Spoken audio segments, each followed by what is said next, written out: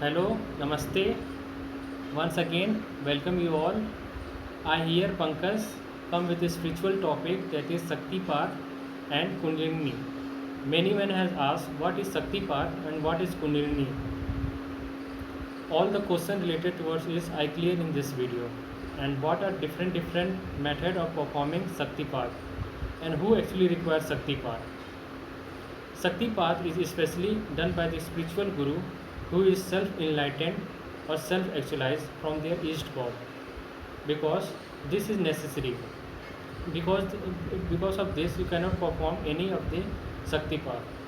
What he actually do, he take energy from the universe and directly hit to the Sadhak Muladhara from any way of performing Shakti Path, direct by seeing their third eye or by touching. The thing actually happened is that the Kundalini, which is situated at the Muladhara, open the eye and it directly passes from the Muladhara to the Sahasrara, from the Sushumna Nari. Only 1 or 2% is energy is enough for the sadhak, and different thing happen to the sadhak, that is experiences because of the karma. Because karma play important role, because he taking birth from many time and this planet and performing all the karmas, and evil or bad, all the karma taken by the guru and merge it to the good.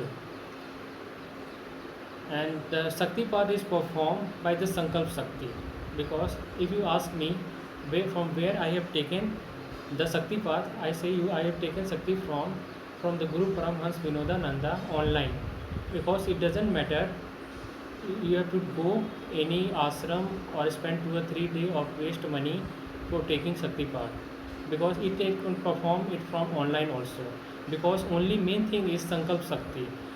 If you take a Sankalp of performing Shakti Path, then Shakti Path can be performed. And the next is who require Shakti Path.